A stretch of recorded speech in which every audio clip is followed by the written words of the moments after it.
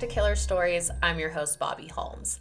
Some of you may have heard me cover today's case on British murders back in September, but I doubt all of you have, and it's one that I find very interesting. This event actually changed the way we consume medicine, and I bet you'll be taking a more natural approach to pain relief before popping a pill after hearing this. I'm discussing the 1982 Chicago Tylenol murders. It all started in the Chicago area of Illinois. In this day and age, acetaminophen, primarily the brand Tylenol, was the number one choice of pain reliever. It seemed like people took it like candy, if they even felt the slightest bit off. On September 29, 1982, 12-year-old Mary Kellerman woke up not feeling well. She had a sore throat and a runny nose. Her parents suggested she stay home from school and get some rest. She was given 1 capsule of Extra Strength Tylenol. A couple of hours later, Mary got up and walked into the bathroom. Her father heard something drop to the ground and yelled out asking if she was okay. There was no response. He asked again, louder, "Mary, are you okay?" Nothing. He opened the door to see Mary unconscious on the bathroom floor. The paramedics were not able to revive her. She was pronounced dead at 9:56 a.m. The medical examiners were informed that she wasn't feeling well and took an extra strength Tylenol. Other than that, she was a healthy 12-year-old girl and her death was a mystery. Quite literally, everyone took Tylenol, and she had taken it many times before without a reaction, so linking it to her death was not even taken into consideration. The very same day, 27-year-old Adam Janus stayed home from his job as a postal worker. He felt like he had a cold coming on. That afternoon, he picked up his children from preschool, stopped by a Jewel drugstore for Tylenol, popped 2, and lay down to get some rest. Within minutes, he walked back into the kitchen, clutching his chest, and fell to the ground. He was rushed to a hospital, but his heart had stopped. They tried multiple times to resuscitate him, but were unsuccessful. His death was listed as cardiac arrest. The same day, 27-year-old Lynn Reiner was at home with her 1-week-old baby. She took some Tylenol for her aches and pains and soon collapsed to the floor. Her husband came home and found her lying there. An ambulance rushed Mary to the hospital, but just like the others, she couldn't be revived. She was the mother of 4 children. So sad. I can't imagine being the father of 4 young children, one being a newborn and losing your wife. Back to Adam Janus, the postal worker who passed away earlier from cardiac arrest. His family members came back to his home after the news of his death to be with his wife and children. Adam's 25-year-old brother, Stanley, suffered from chronic back pain, and as you can imagine from the day's events, he had a splitting headache. Do you see where I'm going with this? Stanley asked his wife, 19-year-old Teresa, to get him some Tylenol. She went to the medicine cabinet and grabbed Adam's bottle of Tylenol. She gave Stanley 2 pills and took 2 herself. I can't find information about if she was feeling ill or had a headache or just had a rough day and thought, why not? Like I said, it was taken like candy. Stanley unfortunately did not survive the day. Teresa also fell extremely ill and died the next day. These were healthy young adults. This is what finally caught the attention of the medical professionals. A man dies, his family comes over, and then his brother and sister-in-law also mysteriously die. That makes 5 deaths in the span of 2 days. Doctors were overlooking the fact that these people all recently consumed Tylenol. That evening, 31-year-old Mary McFarland was working at Illinois Bell, which is a phone company. Fun fact, they claim to be the first to introduce call waiting. You know, while you're on a call and you get a signal, the other call is coming in, and then you can flip back and forth between the calls with the press of a button. Some of you may be too young to remember that. She told her coworkers that she had a terrible headache. I'm sure you can guess what happened next. She took Tylenol and sadly died shortly after. Investigators went to the home of Adam Janus to try to figure out what could have caused the 3 deaths. Along with investigators was Nurse Jensen, who had been working with the Janus family members back at the hospital. While searching their home, she looked through the medicine cabinet. The Tylenol had 6 pills missing and 3 people dead. Most often, people took 2 pills. She found this suspicious and on a gut feeling took the bottle back to the hospital. Once the team began brainstorming, Nurse Jensen sat the bottle on the table and said, "I don't know why or how, but the Tylenol is the cause." No one believed her. They said there was no way. But obviously, with the name of today's story, we know it's the Tylenol. The bottle of Tylenol from the first death, 12-year-old Mary Kellerman, had been taken into evidence. Both bottles were examined and compared. At first glance, nothing seemed out of the ordinary. Back then, Tylenol came in capsule form. People liked capsules because they were slick and easier to swallow than a tablet. But one of the investigators noticed both bottles had a strong smell. It smelled like almonds. Apparently, cyanide smells like almonds. Well, to about 50% of the population. To the other half of us, it's odorless. Luckily, one of the officers was one of the 50% that could smell almonds. The capsules were opened and the contents were tested. The results were pretty shocking.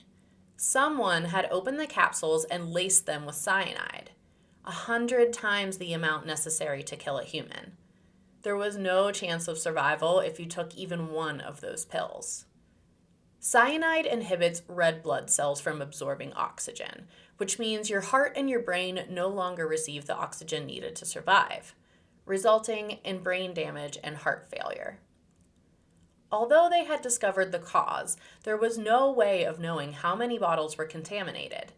The victims bought their Tylenol from different drugstores, but the bottles had the same control number listed.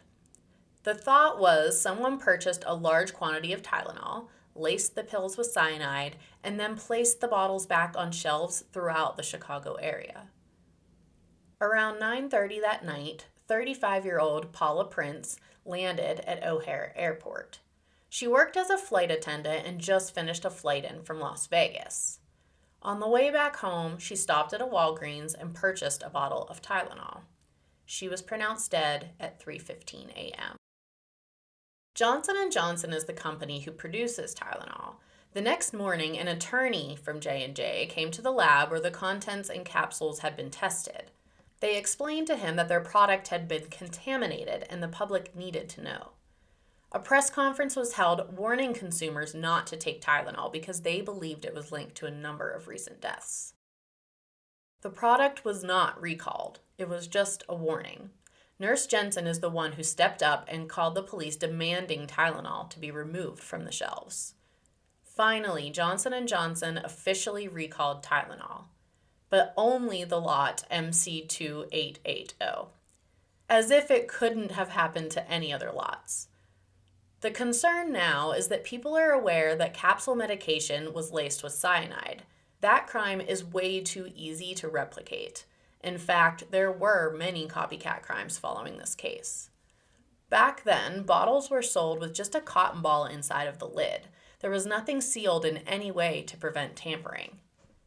By the end of the day, the mayor of Chicago required all Tylenol be pulled from the shelves within the city limits. That was October 1st.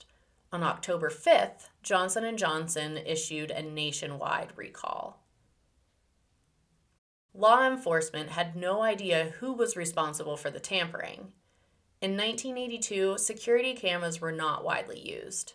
Some drugstores had cameras at the entrance, but you couldn't see down the aisles to prove who placed them back on the shelves. Like most unsolved cases, a bunch of weirdos called in and confessed to the crime. And I really don't understand the false confessions. People just want to be famous, I guess. Even if it's for a horrific thing like randomly murdering innocent people and children. It was a media circus. There were literally thousands of leads, but nothing stuck. One strong lead was an ex-employee of Johnson & Johnson. He was concerned with the talc powder used in the facility. There was a green substance forming on the powder, and he believed it was mold growing on damp oak pallets that were kept in the talc mines. But he was fired shortly after voicing his concern. Police interviewed him, and Detective Hoberg said, quote, He didn't seem to have an axe to grind, unquote. He was eliminated as a suspect. On Wednesday, October 6th, Johnson & Johnson received a letter from someone claiming to be responsible. He demanded $1 million in exchange to stop tampering with the medications. The letter was traced back to a man in New York City named James Lewis. He became the #1 suspect. James had a history of mental illness. He was adopted and later diagnosed with schizophrenia. As a late teen, he attempted suicide using over-the-counter pain medication, kind of like Tylenol. He was admitted into a psychiatric hospital, and his family thinks this was all an elaborate plan to avoid being drafted into the U.S. Army. This was not his first run-in with the law. He was actually charged with murder back in 1978. James worked at a tax accounting firm, and a client of his, Raymond West, went missing. There was a note on the door of Raymond's residence stating he was out of town. It was typed on James's letterhead. Raymond was later found in the attic of his home. He was dismembered, wrapped in sheets, and placed into garbage bags. James Lewis was innocent until proven guilty, and I don't know enough facts about this case to have an opinion on his guilt, but the case was dismissed due to lack of evidence. No one was able to link him to the Tylenol murders either. He could not be placed in Chicago during that time. Regardless of his guilt or innocence for the murders, James Lewis did end up in jail for extortion. He served 13 years and was released on parole in 1995. There were a couple of theories from people on the task force, and if you guys want to chime in on social media, I'm interested in hearing what you think. Superintendent Breachek believed there was an intended target, but the murderer laced other bottles to throw off the connection. And I don't really like that theory.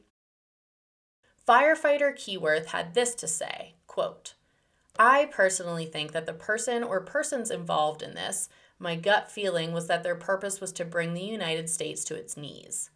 Look at the power we have. We can shut down the entire economy.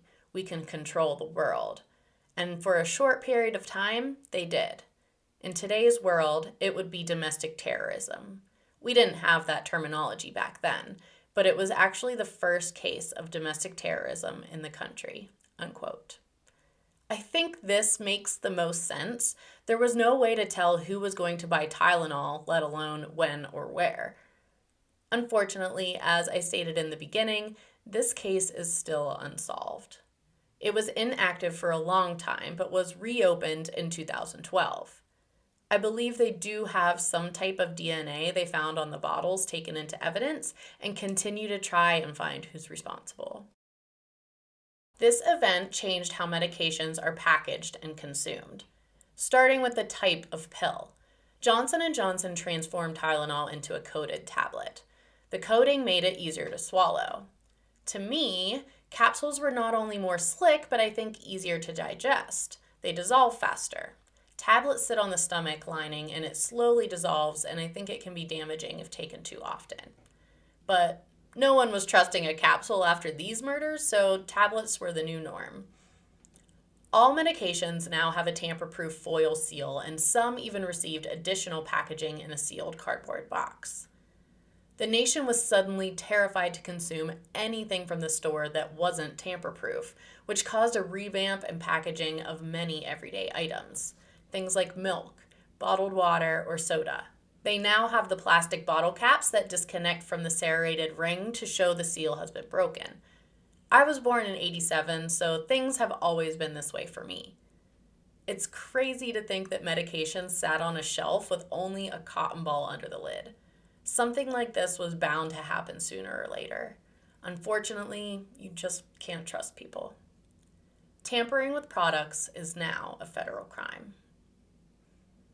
And that was the Chicago Tylenol Murders. Last week, I forgot to give a listener shout out, so I'll do 2 this week to make up for it. Thank you to Chop782,000, who left me this 5-star review on Apple Podcasts. I like listening to Bobby, and she has the perfect voice for the podcast and does a great job at telling all the stories. Another 5-star from Kim T. Wilson. Kim said, "This is one of my favorite podcasts. I love how the cases are covered in full detail, but she gets to the point fast."